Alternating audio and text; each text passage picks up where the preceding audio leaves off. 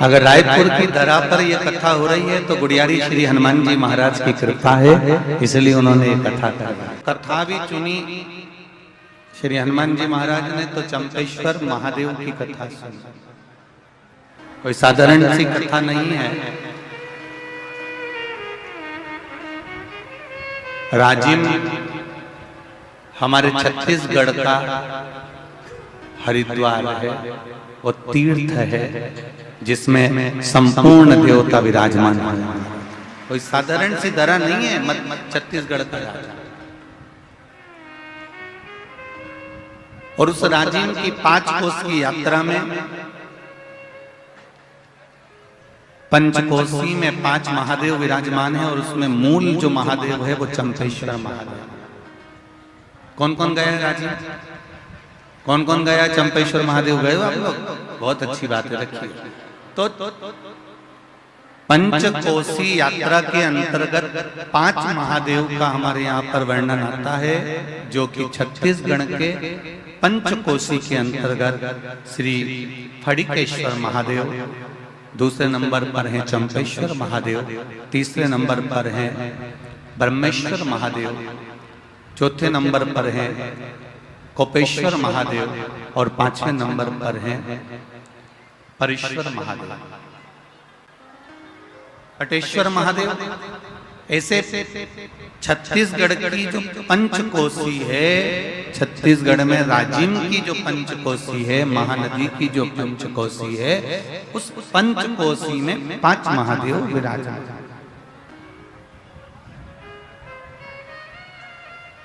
और पंचकोसी के वो 5 महादेव में जो मूल महादेव का वर्णन किया गया है वो चंपेश्वर महादेव का किया गया।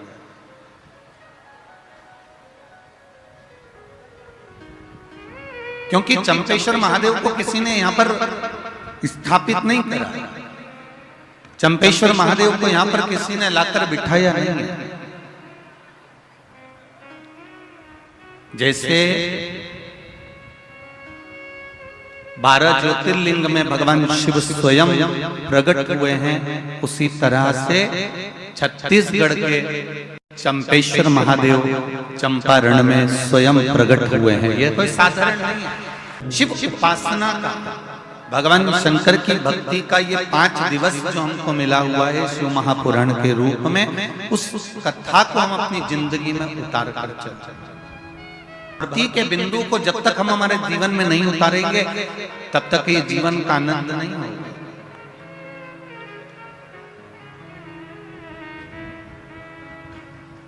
हर समस्या का हल, जरा जम के बोलो,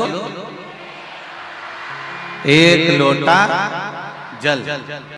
पर एक बात का स्मरण जरूर रहे, छल से चढ़ाया गया जल भी भगवान स्वीकार नहीं करते, भगवान उसको स्वीकार नहीं करते। सारी समस्या का हल एक लोटा जल है, पर छल से चढ़ाया गया जल भी मेरा शिव स्वीकार नहीं करता। आप भगवान को रिझाने के लिए, देवाधिदेव महादेव को रिझाने के लिए, आप भगवान शिव को रिझाने के लिए, भगवान की अविरल भक्ति में डूबने के लिए, जैसे मेरे शंकर, जैसे मेरे ओगरदानी, जैसे मेरे भोले, जैसे मेरे शिव एक सरलता का भाव रखते हैं, ऐसी सरलता का भाव आप में होना चाहिए। भगवान की अविरल भक्ति का क्या भाव होना चाहिए, भगवान की अविरल भक्ति का क्या तत्व होना चाहिए, ये शिव भक्ति से हमको मालूम होना चाहिए। देखो, जमीन रोड पर अगर किसी का घर होता है ना तो उसकी बहुत कीमत होती है, और गली कूचे में होता है तो उसकी कोई कीमत नहीं होती। बोलो रे रायपुर वालों, सही है ना जी? जी, रोड पर अगर किसी का घर होगा तो उसकी कीमत होगी, रोड पर अगर किसी की जमीन होगी, खेत होगा, प्लाट होगा तो उसकी कीमत होगी। पर शिव पुराण कहती है इंसान अगर रोड पर होगा तो उसकी कोई कीमत नहीं होगी, ये निश्चित। जमीन की कीमत रोड के किनारे हो सकती है, प्लाट की कीमत रोड के किनारे हो सकती है, मकान की कीमत रोड के किनारे हो सकती है, पर मनुष्य की कीमत रोड पर नहीं होती। शिव महापुराण की कथा कहती है एक मक्खी सब्जी पर बैठी और तुल गई तो 2 रुपए किलो के भाव में सब्जी की कोई कीमत नहीं होगी, उस मक्खी की कोई कीमत नहीं होगी। कबाड़े के ऊपर बैठकर तुल गई तो उस मक्खी की कोई कीमत नहीं होगी। पर वही मक्खी अगर सोने के ऊपर रखा जाए और सुनार सोना तोल रहा हो और मक्खी उस पर बैठ जाए तो वो मक्खी भी 5,000 रुपए की हो जाएगी। ये निश्चित है, उसकी कीमत बढ़ जाएगी।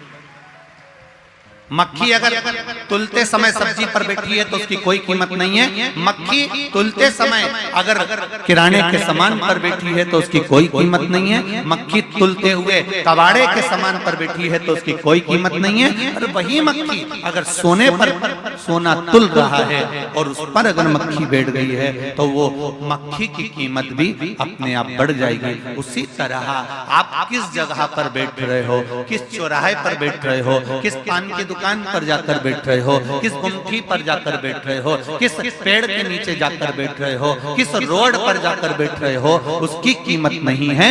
शिव महापुराण की कथा कहती है जब हम भगवान की शरणागति में, सत्संग में या शिव महापुराण में जाकर बैठते हैं तो ये शरीर की भी कीमत बढ़ जाती है और आत्मा की भी कीमत बढ़ जाती है। इसकी कीमत बड़ी है, ये शरीर की कीमत भी बढ़ी और आत्मा की कीमत भी बढ़ी।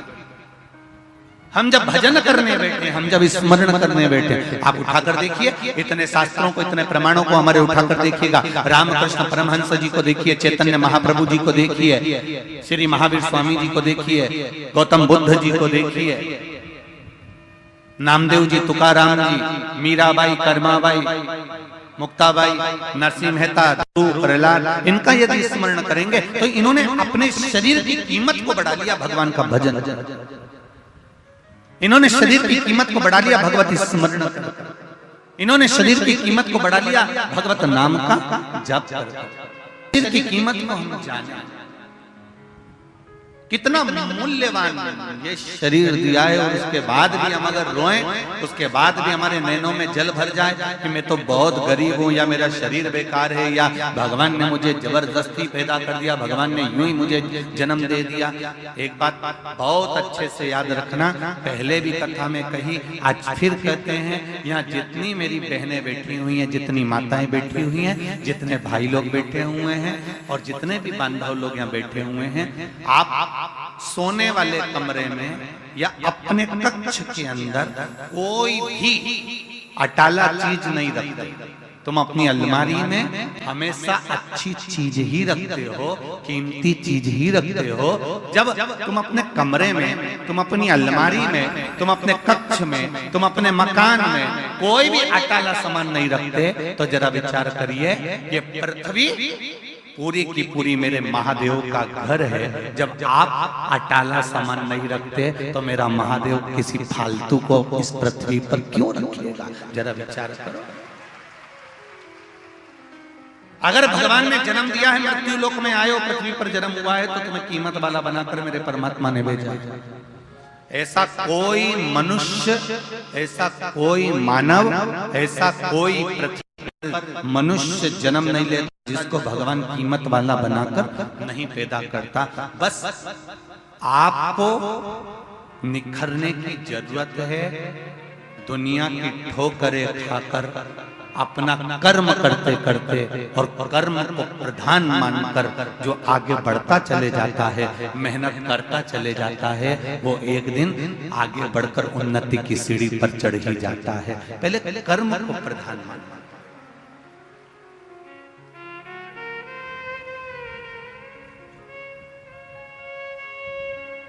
मेहनत करो,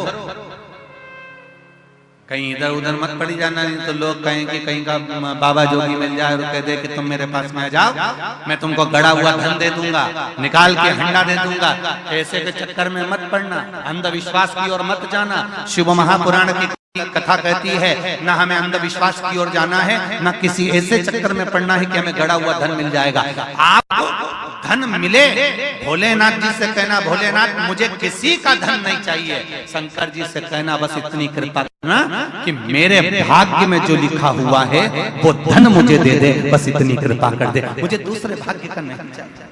शिव भक्ति का एक रसतत्व, शिव भक्ति का एक आनंद। अभी कल की बात है, हमारे बसंत जी अग्रवाल जी कर रहे थे, गुरु जी 1 2 3 4 डूम लगवाए हैं, लगभग 4-5 लाख स्क्वायर फीट जगह में ये सारी व्यवस्था करी गई है। और लगभग इन चारों डूमों में मिला के ऐसा टेंट वाले और प्रशासन आदि का था कि लगभग 3 लाख पब्लिक इसमें बैठ सकती है।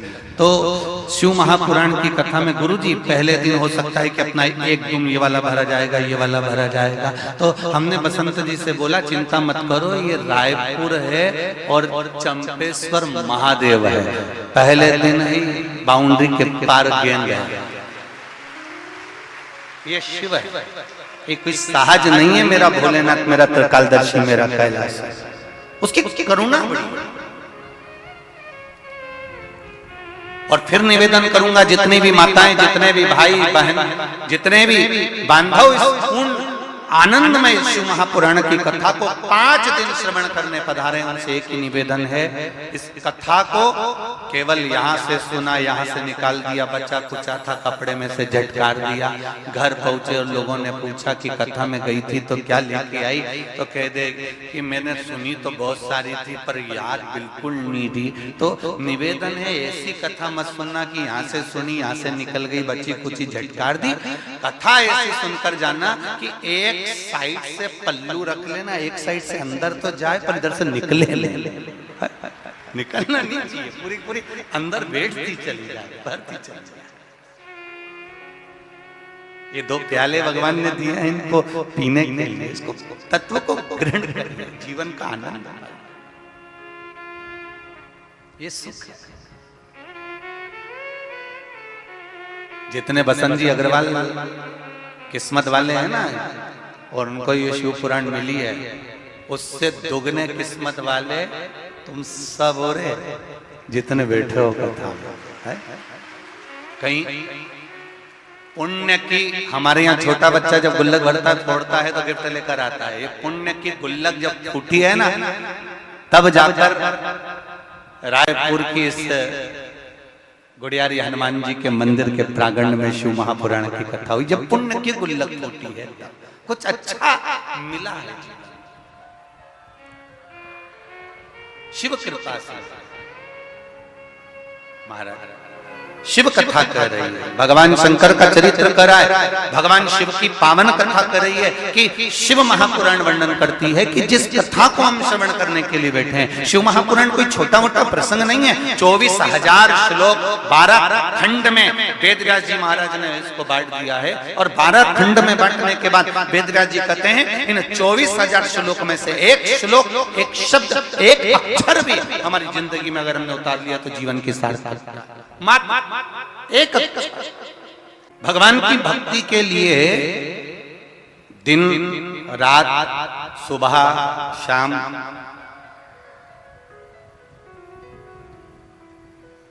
कौन सी अवस्था, कौन सा समय, कौन सी घड़ी, कौन सा पल हम भगवान का भजन करें कि भगवान हमारा हो जाए।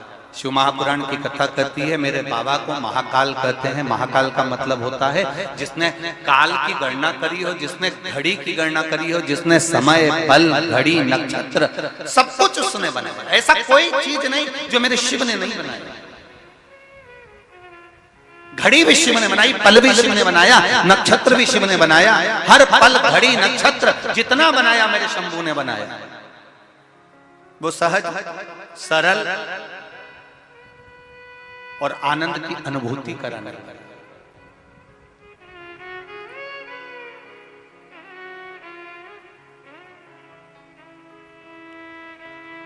वो निश्चितता सुख देने वाला, इसीलिए हम लोग उसको बारंबार आनंद के साथ में उसको पुकारा करते हैं। महाराज भगवान शिव का स्मरण हम बारंबार किया करते हैं, बारंबार।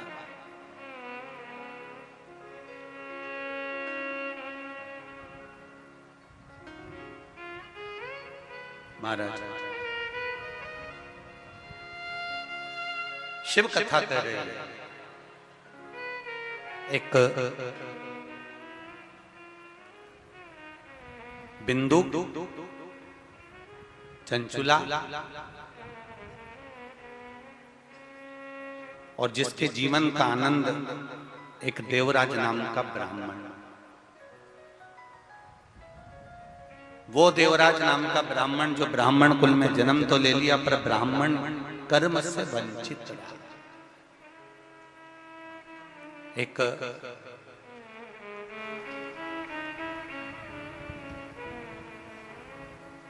ब्राह्मण के कुल में अगर जन्म मिला है तो आप भगवत स्मरण अवश्य करिए और गलत कर्म से बचने का प्रयास करिए। जितने लोग आस्था चैनल पर कथा सुन रहे हैं, जितने फेसबुक यूट्यूब पर कथा सुन रहे हैं और जितने लोग इस रायपुर की पावन धरा पर इस शिव महापुराण की कथा को सुन रहे हैं, उनसे एक ही निवेदन रहेगा, चाहे ब्राह्मण हो, चाहे क्षत्रिय हो, चाहे वैश्य हो, चाहे शूद्र हो, आप जिस वर्ण के अंतर्गत,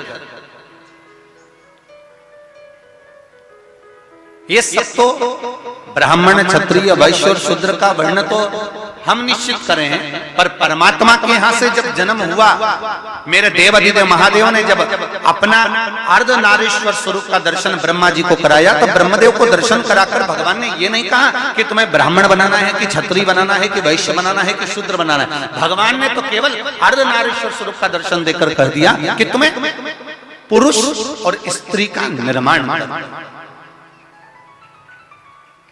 पुरुष और स्त्री का निर्माण।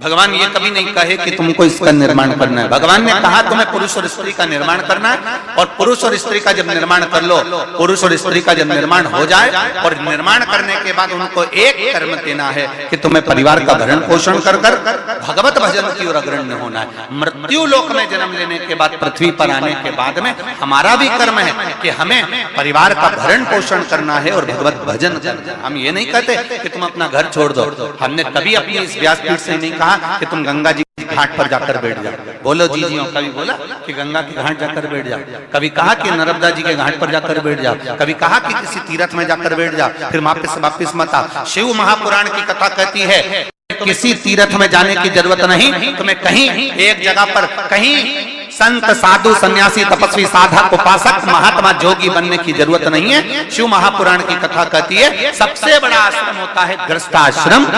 घर में रहो, परिवार में रहो, कुटुंब में रहो, और उस परिवार में रहकर अगर तुम थोड़ा सा भी भगवान का भजन कर लोगे, एक लोटा जल भी अगर शिव को चढ़ा लोगे, और निश्चित है शिव तुमको मिल जाएगा। ज्यादा कहीं जाने की जरूरत नहीं। और कोई तुमसे कहे कि तुम संत बन जाओ, साधु बन जाओ, तुम गंगा के घाट पर चले जाओ, तो उनके पांव पड़कर कह देना दादा तुम चले जाओ, हम नहीं, हमसे तो बने भी नहीं, क्योंकि ये मनुष्य की देह, मानव का शरीर है, बड़ा मुश्किल से मिला हुआ शरीर, और हम भगवत भजन करेंगे ये नहीं है। हम तो बस केवल थोड़ा बहुत भी नाम जाप कर लेंगे तो उतने में परमात्मा मिलेगा, ये निश्चित है। बिल्कुल निश्चितता है कि थोड़े से भजन से परमात्मा प्रकट हो जाता है। युग में केवल नाम की आधारशिला। आप कलयुग के अंतर्गत भगवान के भजन का, स्मरण का, मंत्र जाप का, नाम जाप का जितना स्मरण कर सकते हो उतना करो।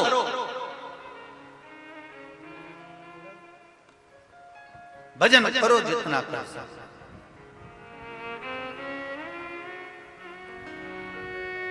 उसकी भक्ति में डूबे। देवराज नाम का ब्राह्मण, ब्राह्मण कुल में जन्म लेने के बाद ब्राह्मण कर्म श्रेष्ठ ना कर पाए।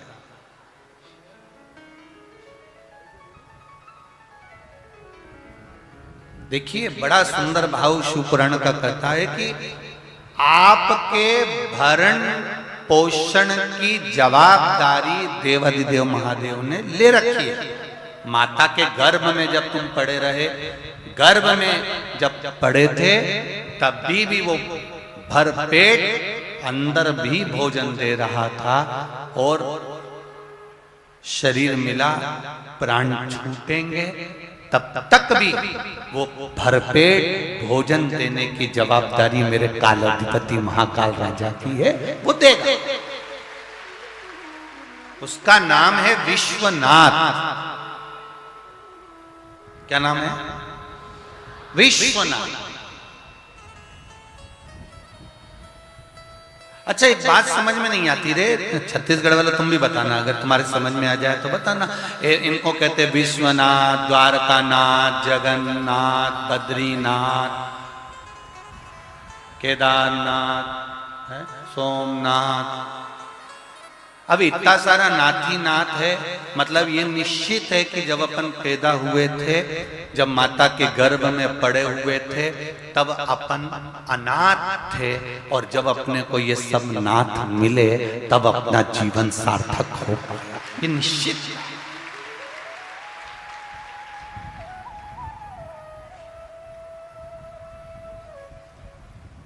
कोई कोई चला जाता है, कई लोग कहते हैं साहब देखो कोरोना में वो उनका वो बेटा चले गया, उसके छोटे छोटे बच्चे बेचारे अनाथ हो गए। तुम कैसे कह देते हो अनाथ हो गए? कोई मरा और तुमने जाकर कह दिया बताओ भाई उसके बच्चे अनाथ हो गए। अरे तुम्हें कहने से पहले विचार करना चाहिए कि हम उस परमात्मा को शब्द कह रहे हैं। किसी के जाने से कोई अनाथ नहीं होता। शिव जी कहते हैं माता के गर्भ में जब तू था तब भी विश्वनाथ, द्वारकानाथ, सोमनाथ, केदारनाथ तेरे साथ था, और अगर कोई चला गया उसके जाने से तू अनाथ नहीं हुआ है। जब तक तू पृथ्वी पर है तब तक तेरे मस्तक पर विश्वनाथ है, तो फिर चिंता ही क्या? हम क्यों कहें कि वो अनाथ हो गया? हम क्यों कहें कि वो अनाथ है? उसका कोई नहीं, बेचारा अकेला, ऐसा हो गया वैसा हो गया। नहीं नहीं, वो अनाथ है ही नहीं। उसके साथ विश्वनाथ, उसके साथ द्वारकानाथ। और ये छत्तीसगढ़ की भूमि कह रही है, प्रमाण दे रही है छत्तीसगढ़ की भूमि, जिसका कोई नहीं उसका तो शंभू है यार। क्यों चिंता? ये छत्तीसगढ़ की भूमि है।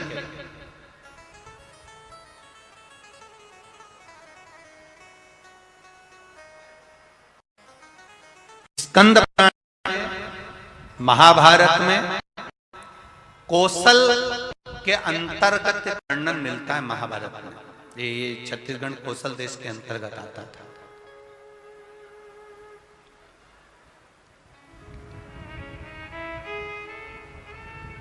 महाभारत में कौशल के अंतर्गत एक वर्णन मिलता है कि, और स्कंद पुराण में भी आता है कि भगवान शिव के जो वन है, जैसे उज्जैन का महाकाल वन, काशी में जम के बोलो नंदन वन, ऐसे शिव जी के जो वन बताए हैं उन वनों में एक वन है जिसका नाम है चंपा वन। क्या नाम है? चंपा वन, जिसका नाम बाद में चंपा झर हुआ, और चंपा झर के बाद में उसका नाम चंपारण हुआ। ये बाद में नाम पड़ा है चंपारण।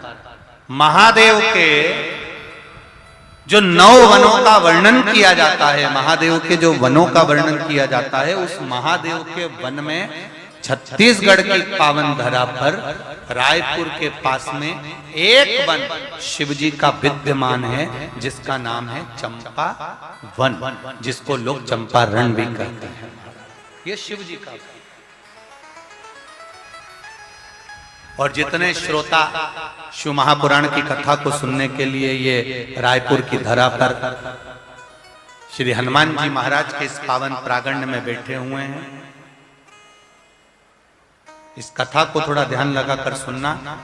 जितने लोग आस्था चैनल पर सुन रहे हैं, जितने फेसबुक यूट्यूब पर सुन रहे हैं, भगवान शंकर के जितने वन और महाभारत के कौशल के भाग में जो वर्णन किया गया वनों का, उन वनों में शिव जी के वनों में जैसे काशी को नंदन वन कहा गया है, उज्जैन को महाकाल वन कहा गया है, ऐसा एक वन शिव जी का चंपावन रायपुर के नजदीक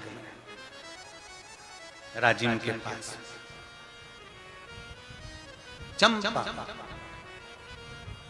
अब कितनी महत्वता होगी उस चंपा वन की, जरा विचार करिए। काशी में नंदन वन है, इसलिए वहां पर शिवलिंग विराजमान है, उसको कोई ने बनाया नहीं, उसको किसी ने रखा नहीं, स्वयंभू है। महाकाल में महाकाल वन है, शंकर भगवान स्वयंभू हैं, उसी तरह रायपुर के नजदीक में चंपा वन है। उस चंपा वन में चंपेश्वर महादेव स्वयंभू है, उसको किसी ने बनाया नहीं है, स्वयं। इसलिए सब ध्यान लगाकर सुनना, ध्यान से। सबले बढ़िया,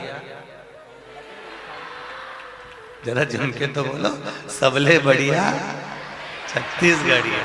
इसलिए छत्तीसगढ़ वालों के धान के कटोरे में एक वन, जो इतना सुंदर वन है, जिस वन में जीव जंतु जानवर पशु पक्षी जो रहता था वो एक दूसरे को कष्ट नहीं देता था, एक दूसरे को कष्ट नहीं देता। आज भी छत्तीसगढ़ का एक आनंद है।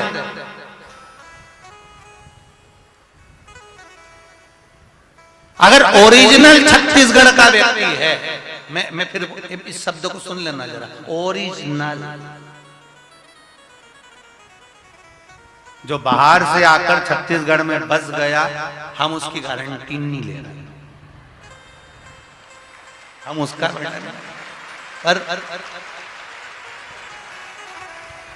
जो ओरिजिनल छत्तीसगढ़िया है, ओरिजिनल, ये निश्चित है वो कभी किसी को दुख नहीं दे सकता, ये निश्चित था, अगर ओरिजिनल है तो।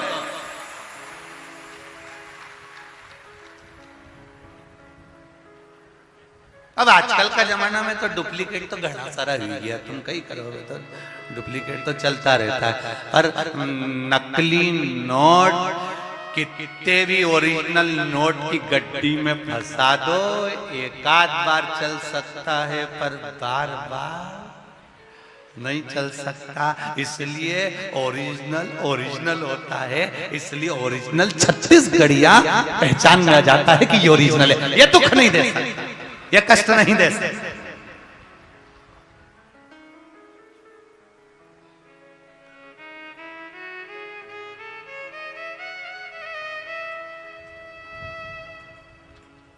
वो निश्चितता उसके अंतर्गत। शिव जी का एक वन, शंकर भगवान का एक वन, जिसका नाम है चंपावन। महाभारत में भी इसका वर्णन आता है कौशल के अंतर्गत। चंपावन में भगवान, जहां पर चारों तरफ वन ही वन विराजमान था, चारों तरफ वन है, बस उस चंपावन में एक बार भगवान आनंद कंद परमात्मा की ऐसी कृपा हुई, ऐसी दया हुई कि महाराज जो गोदावरी नदी के तट पर भरद्वाज गोत्र में जन्मे हुए श्री लक्ष्मण भट्ट जी जा रहे हैं।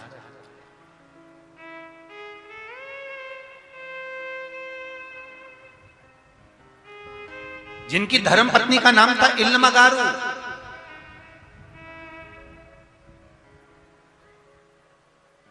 अपना पूरा परिवार गोदावरी नदी के तट पर जहां निवास कर रहे थे काकड़ में, वहां से निकलकर काशी के लिए जा रहे थे। पहले काशी जाने का रास्ता, पहले काशी जाने का रास्ता, जितने लोग काशी साउथ वाले जाते थे या इधर से महाराष्ट्र वाले जाते थे या कहीं का भी व्यक्ति अगर काशी जाता था तो ये उसको जाने का यही मार्ग था, यही मार्ग जिस मार्ग पर चंपावन है। काशी जाने वाला पहले चंपावन के क्षेत्र में रुकता हुआ फिर जाता था। अब ये इल्मगारू के साथ में लक्ष्मण भट्ट जी और उनका पूरा परिवार भगवान शिव की भक्ति को धारण करते हुए, ब्राह्मण परिवार है, शिव भजन करता हुआ उन्होंने संकल्प लिया। लक्ष्मण भट्ट जी ने, श्री लक्ष्मण भट्ट जी ने संकल्प लिया, 1.25 लाख ब्राह्मण को काशी में जाकर भोजन कराना है। 1.25 लाख ब्राह्मण को भोजन कराने का सामान लेकर, सामग्री लेकर, गाड़ी में भरकर, बैलगाड़ियों में भरकर, और सारे अपने ब्राह्मण परिवारों के साथ में, सारे भरद्वाजों के साथ में चल दिए और सारे नगरवासी भी उनके साथ जा रहे हैं। भगवत स्मरण करते करते पैदल चल रहे हैं, कोई गाड़ी से चल रहा है, भजन करते करते आराम से चलते चलते ये चंपावन के नजदीक में पहुंच गए।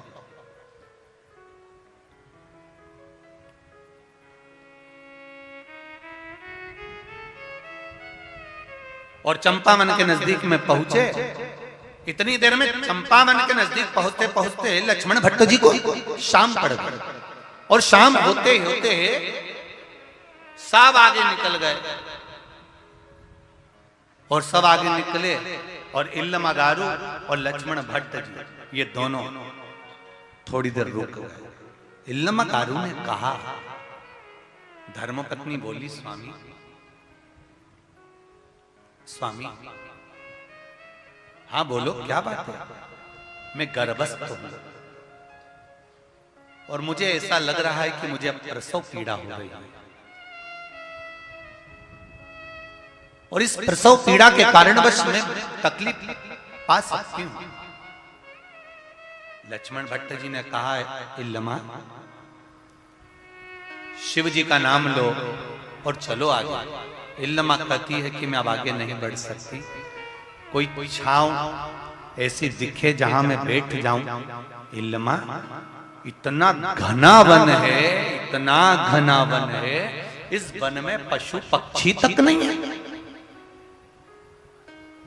इतना घना वन है कि तुम मेरे को देखने के लिए भी, तुम्हें अगर मैं एक वृक्ष के पीछे चला जाऊं तो नजर नहीं आऊंगा। इतना घना वन है इल्लमा। लक्ष्मण भट्ट जी कह रहे हैं, इल्लमा फिर कह रहा हूं तुमको, अपन आगे चलते हैं, आगे कोई गांव आ जाएगा, नगर आ जाएगा, अपन वहां रुक जाएंगे। इल्लमा कहती है, स्वामी मैं अब एक कदम भी नहीं चलती। और इल्लमागारू ने उसी समय पर देखा कि एक शमी का पेड़ था, और शमी के वृक्ष के नीचे इल्लमागारू बैठ गई। अब जरा ध्यान देना, आपको पहले कथा में कहा है, एक शमी का पौधा, बेलपत्री का पौधा, आंवले का पौधा, पीपल का पौधा, बट का पौधा, ये सारे जो पौधों का वर्णन हमने पहले की कथाओं में करा है, उसको जरा ध्यान से सुनना, जरा ध्यान देकर उसका स्मरण करना। हमने पहले भी कहा इस चीज की कि बेलपत्री के पेड़ के नीचे या शमी के पेड़ के नीचे साधारणता नहीं है। बेलपत्री के पेड़ के नीचे लक्ष्मी का निवास होता है, पार्वती जी का निवास होता है, शिव जी का निवास होता है। पीपल के वृक्ष के नीचे 52,000 ब्राह्मणों का निवास होता है, भगवान विष्णु का और शिव जी का निवास होता है। इसलिए शिव जी का नाम एक पिपलेश्वर महादेव है। शमी के पेड़ के नीचे भगवान शिव अपने अड़भंग स्वरूप में विराजमान होते हैं। अड़भंग स्वरूप कैसा?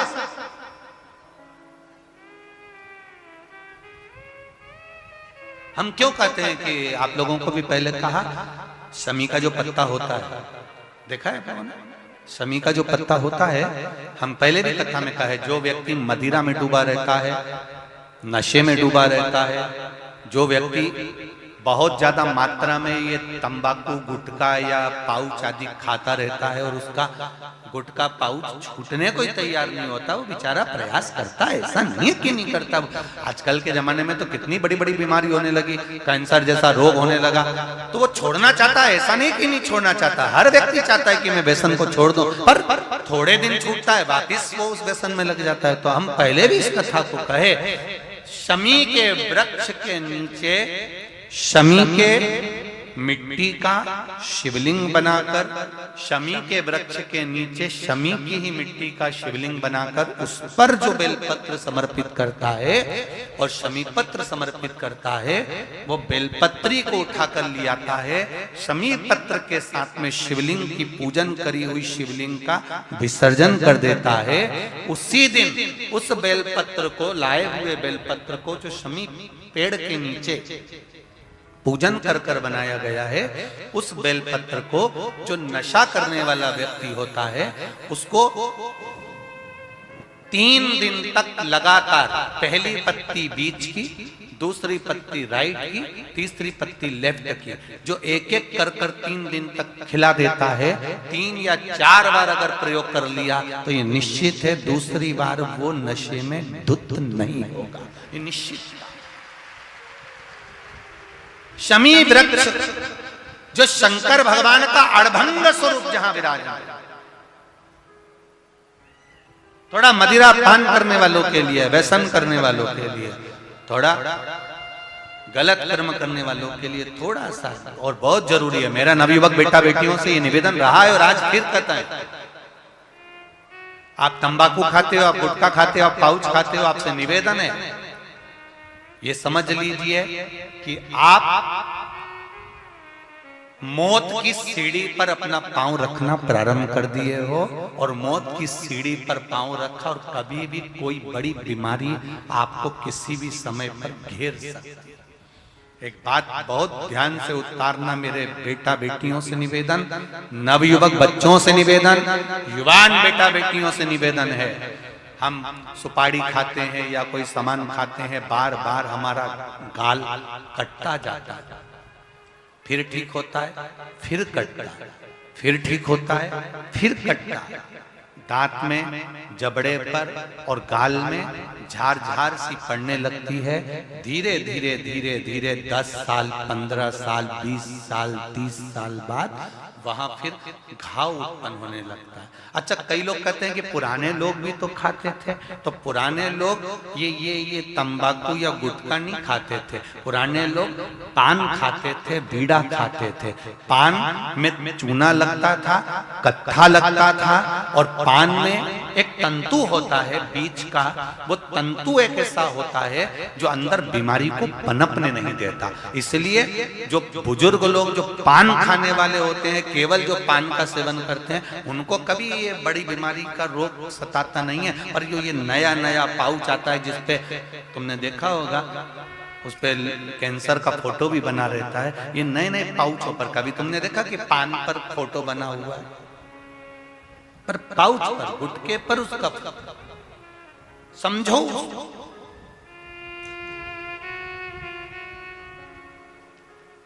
तो कौन से वृक्ष के नीचे पूजन करना है? जम के बोलिए जरा, जम के बोलो जरा। शमी वृक्ष के नीचे। रायपुर वालों को जो कथा मिली है, बड़े ध्यान से सुनना ये कथा, बड़े आनंद के साथ मिली। और जितने लोग आस्था चैनल पर जो सुन रहे हैं, जितने फेसबुक यूट्यूब पर सुन रहे हैं, और यहाँ लाखों की संख्या में लोग बैठे होंगे। कई लोग तो अपनी अपनी टीन के ऊपर, छत के ऊपर चढ़ चढ़ के बैठे हैं, कोई ट्रैक्टर पर, कोई गाड़ियों पर, कोई खंभों पर चढ़ चढ़ के बैठे हुए। ध्यान से, बड़े प्रेम से सुनो इस कथा को, बड़े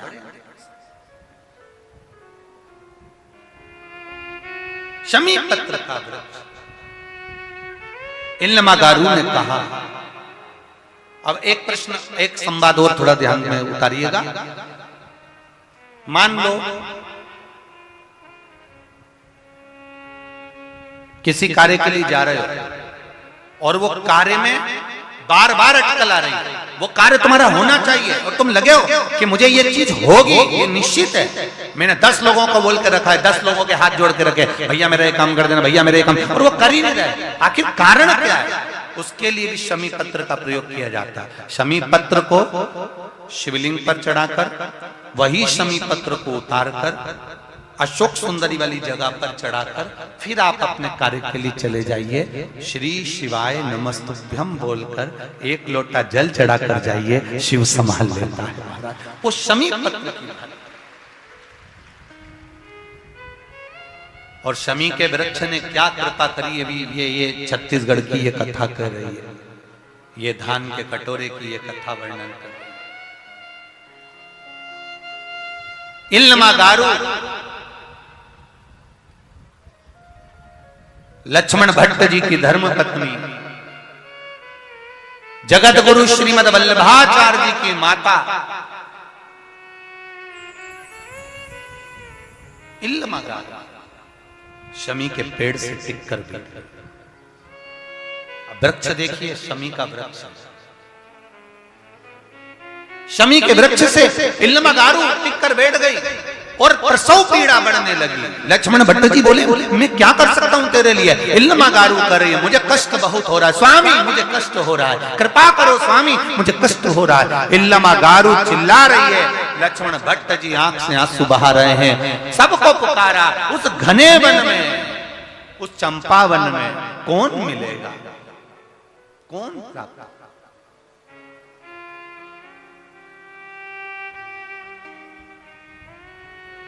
प्रसव पीड़ा बढ़ती चली गई। शाम सारे के सारे जितने लोग साथ में काशी जा रहे थे सब आगे के नगर में पहुंच गए। आगे के नगर में पहुंचे और इल्लमागारू और लक्ष्मण भट्ट जी वहीं शमी के पेड़ के नीचे रुके। चारों तरफ वन ही वन है और इल्लमागारू के नेत्रों में जल। प्रसव पीड़ा बढ़ती चली जा रही है, बढ़ती गई। लक्ष्मण भट्ट जी बेचैन हो गए। पत्नी की दशा देखकर मैं क्या कर सकता हूँ। तभी समय बीता, रात्रि होने लगी और अंधेरा बढ़ गया। अंधेरा हुआ, अंधेरा होते हुए जब प्रसव पीड़ा बढ़ी, उस प्रसव पीड़ा के बढ़ते ही एक बच्चे का जन्म हो गया, एक बेटे का जन्म हुआ। तो लक्ष्मण भट्ट जी कहते हैं कि अभी तो आपको 9वां महीना होने में समय था इल्लमागारू। 8 मासा, 8वें महीने में बच्चे का जन्म हो गया और 8वें महीने में बच्चे का जन्म हुआ। जब लक्ष्मण भट्ट जी के हाथ में बच्चा दिया है इल्लमागारू ने, जब पुत्र दिया है, तो लक्ष्मण भट्ट जी कहते हैं इल्लमा इसमें तो प्राण नहीं है, इसकी श्वास नहीं चल रही है, इसकी धड़कन कार्य नहीं कर रही है, ये मर चुका है, इसके प्राण छूट गए इल्लमा।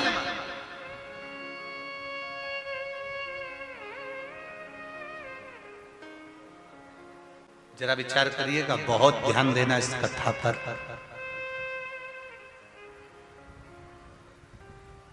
दुनिया के लोग कहते हैं कि हमें बहुत कष्ट है। शिव महापुराण की कथा कहती है मनुष्य का शरीर कष्ट को भोगने के लिए ही मिला है। कौन सुखी संसार में, कौन सुखी?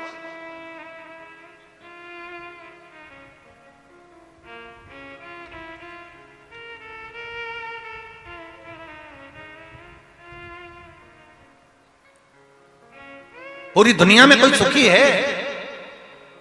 अरे व्यक्ति अगर विद्वान हो जाता है तो अहंकार समाहित हो जाता है, विद्वत्ता आ गई, अभिमान आ गया।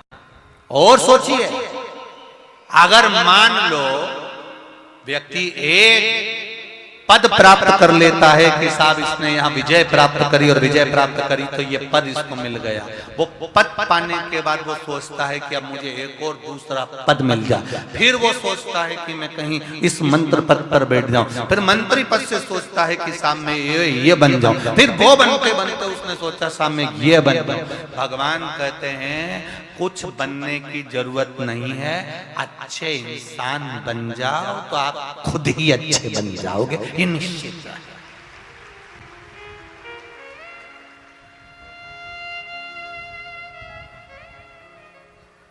हम पहले भी कथा में कहे, आज फिर कह रहे हैं, आप लोग थोड़ा ध्यान से सुनना, बहुत ध्यान देना इस प्रसंग पर।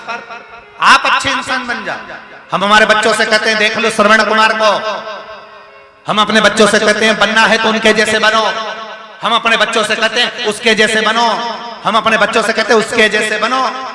शिव महापुराण की कथा कहती है आप अपने बच्चों को ये मत कहो कि उसके जैसे बनो, अपने बच्चों को ये कहो कि तुम ऐसे बनो कि आने वाली पीढ़ी कहे कि इसके जैसे बनो। तुम अपने बच्चों को वो बनाने का प्रयास करो।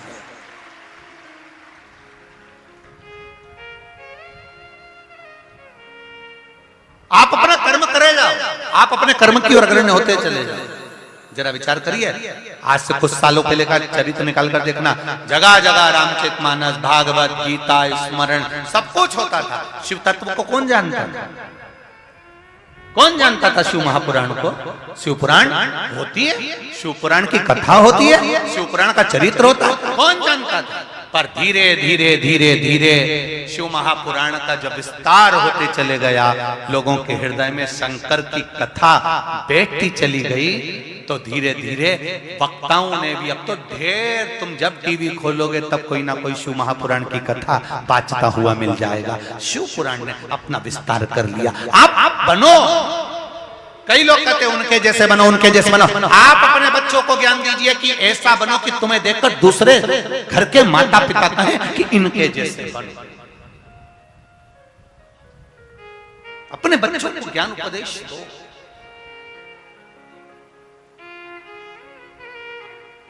कौन कहता है कि दुख नहीं आता? दुख आता है। भगवान जगत गुरु श्रीमद वल्लभाचार्य जी की माता इल्लमा गारू के जीवन में भी दुख आया, श्री लक्ष्मण भट्ट जी के जीवन में भी दुख आया। ऐसा कोई मानव का शरीर बताओ जिसके सम्मुख में दुख नहीं आया? भगवान राम अगर पृथ्वी पर प्रकटे तो उनको भी दुख आया, भगवान कृष्ण प्रकटी पृथ्वी पर आए तो उनको भी दुख आया। ऐसा कोई बता दो जीवन में जिसको दुख नहीं मिला हो। दुख तो आता, पर दुख आएगा जाएगा, बस एक काम करते रहना है कि दुख की घड़ी में भी हमें शिव को नहीं भूलना है। शंकर के द्वार जाते रहो, शंकर भगवान पर बिना छल के, बिना कपट के, बिना अहंकार के, निष्कपट भाव। हमें एक लोटा जल ये देखकर नहीं चढ़ाना कि दुनिया के लोग हमको देख रहे हैं। हम मंदिर में गए तो पड़ोसन देख रही है, वो हमको देख रही है, हम किस तरह से चढ़ा। नहीं नहीं नहीं, आप तो अड़भंग होकर आपके मन से जैसे आप शिव जी की आराधना करते हो वैसे चढ़ाओ। आप तो एक लोटा भर के ले गए। कई लोग कहेंगे बताओ, अरे कहीं कंगी मंगी तो करी आती, कहीं कपड़ा वपड़ा अच्छा पहनी आती, तो कह दो भगवान हमारा कपड़ा नहीं देखता, भगवान तो हमारा, अरे बोलो जम के, दिल देखता। शिवजी कपड़े से कभी प्रसन्न नहीं होते, शिवजी तो अपने हृदय से प्रसन्न होते हैं। निर्मल मन सो मोहि, आप निर्मल मन रखिए, भाव शुद्ध रखिए, चित्त शुद्ध रखिए, हृदय शुद्ध रखिए, मिलेगा।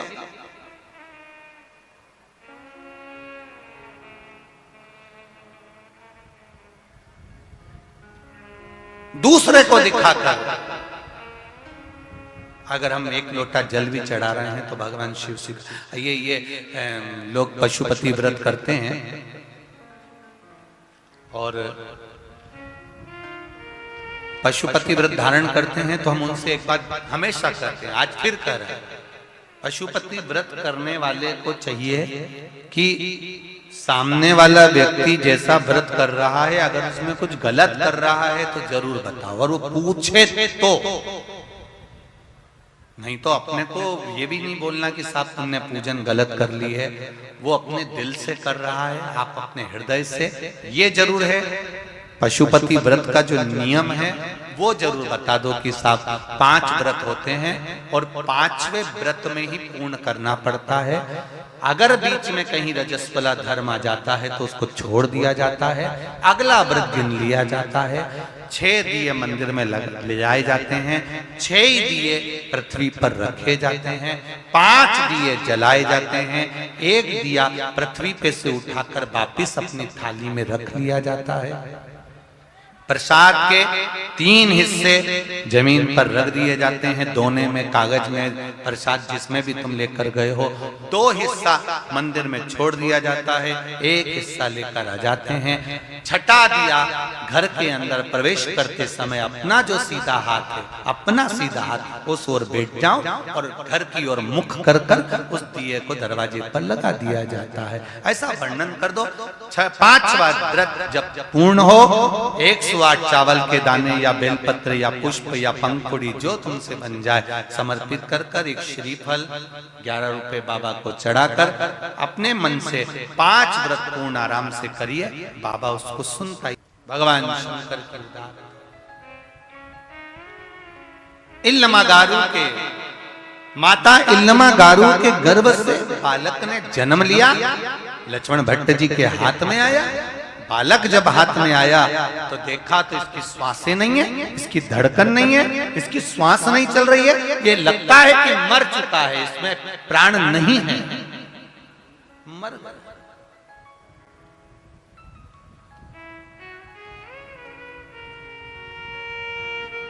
इतना सुंदर कहा है, जरा ध्यान दीजिएगा। शिव महापुराण की कथा कहती है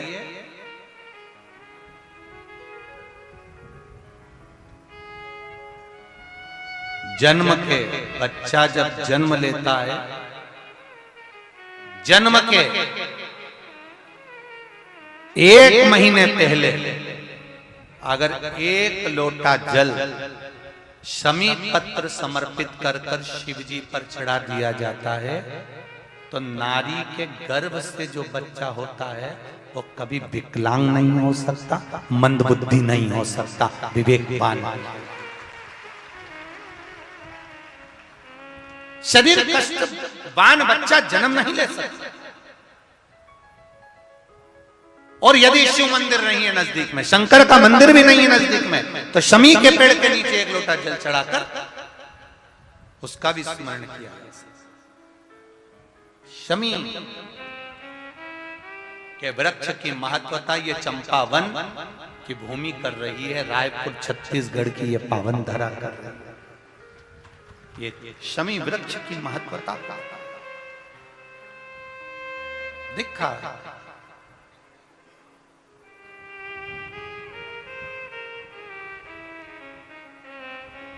बच्चे में प्राण नहीं है, बच्चे में श्वास नहीं है, बच्चा मर चुका है, 8 मासा बच्चा हुआ है, 8 महीने का हुआ है।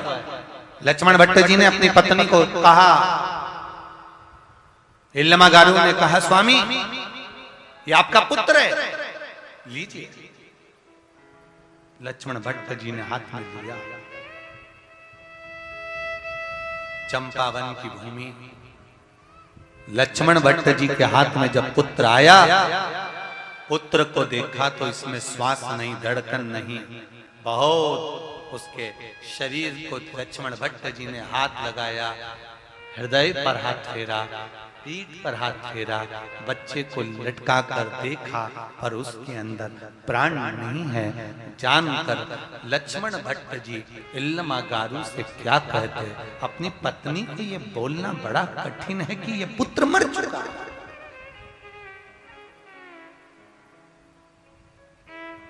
इतना कठिन। द्रौपदी के 5 सोते हुए पुत्र को जब मार दिया गया, 5 सोते हुए पुत्र जब द्रौपदी के मर गए और 5 सोते हुए पुत्र को जब मारा गया,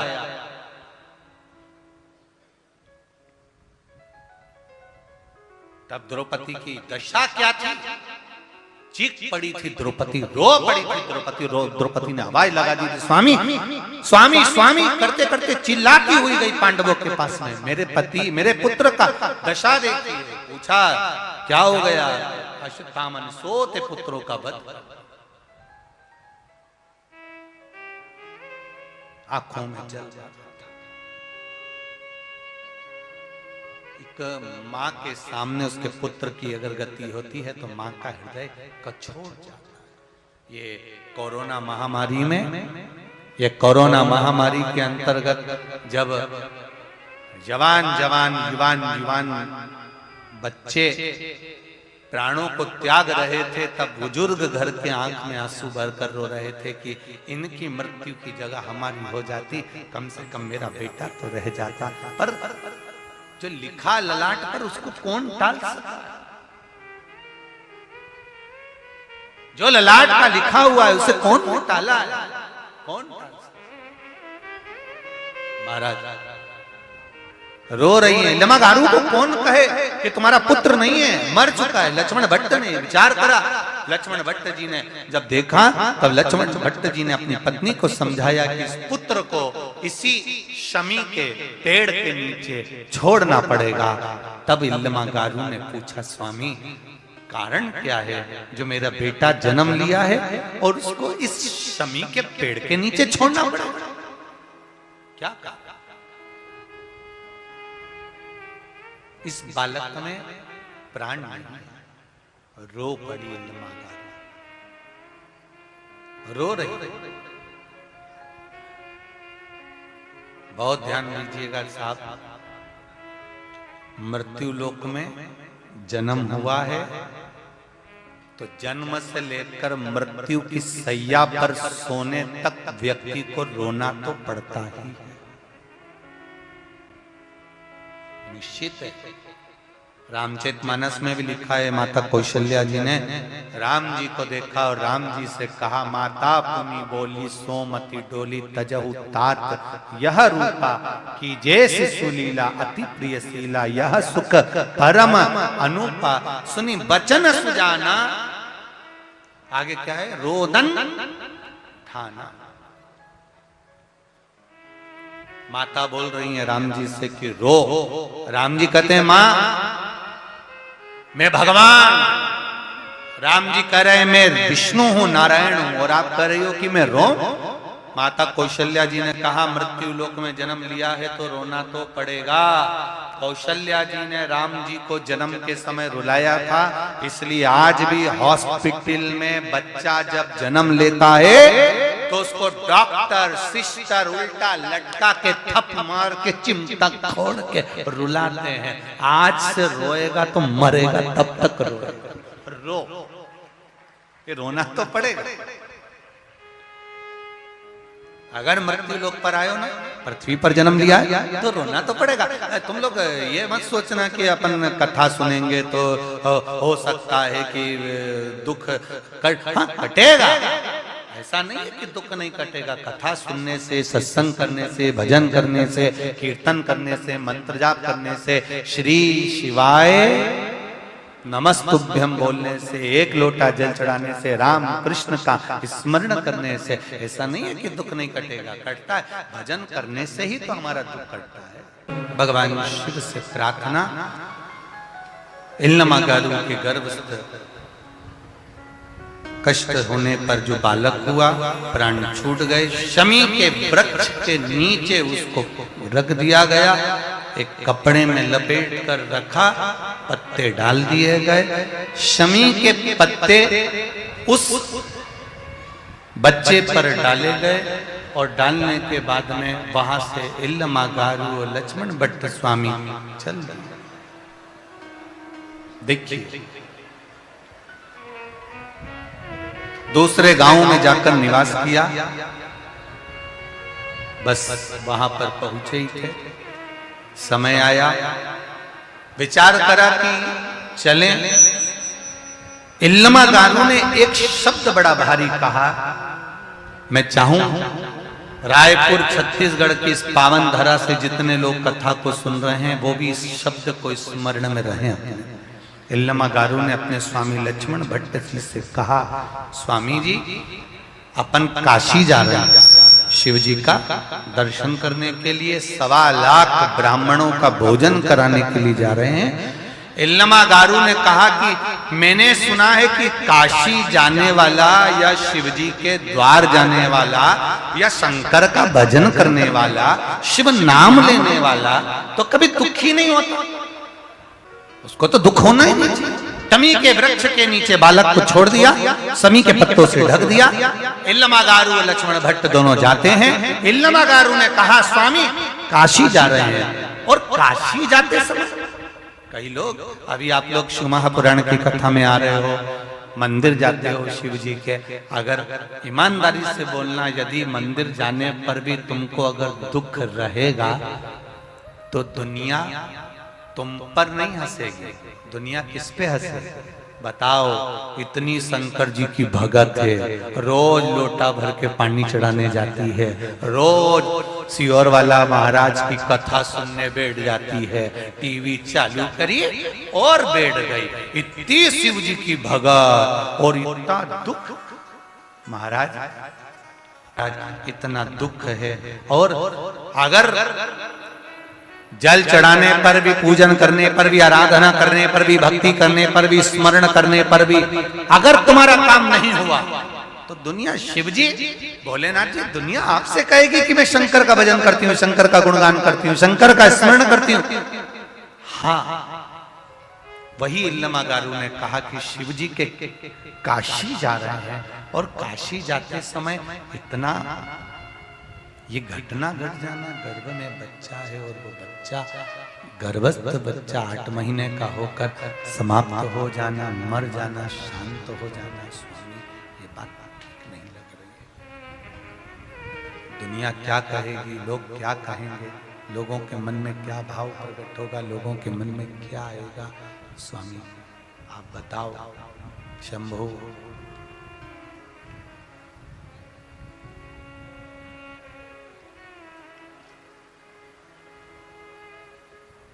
लोगों के मन में क्या भाव प्रकट होगा,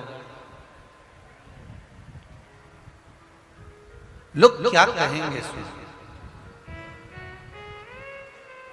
तब लक्ष्मण भट्ट जी ने कहा, तुम्हारा पुत्र मर चुका, जन्म मरण परण तीन शिवजी के हाथ में।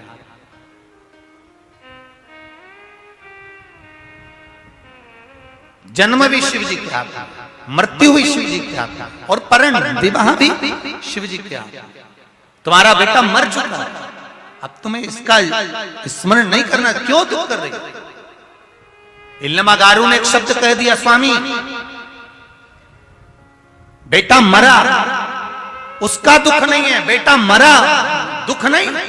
दुख इस बात का है कि शंकर जी के मंदिर काशी जा रहे हैं, शिव जी को जल चढ़ाने जा रहे हैं, 1.25 लाख ब्राह्मण का भोजन कराने जा रहे हैं, और ऐसा शुभ कर्म करने पर अगर बेटा चले गया तो लोग मुझे नहीं कहेंगे, मेरा विश्वास कहीं टूट ना जाए,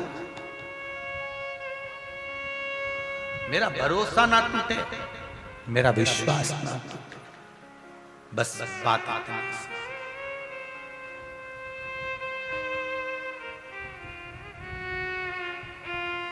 मत चिंता करो। इल्लमागारू ने आंख बंद कर कर जिस गांव में रात्रि में विश्राम करा, बच्चे को छोड़कर, इल्लमागारू ने कहा, मैंने विश्वनाथ सुना है तू सबकी गोद भरता है, और ये सत्य है। 28 साल तक जिसको बच्चे नहीं हुए, मेरे शंकर ने उसकी भी गोद में दे दिए हैं।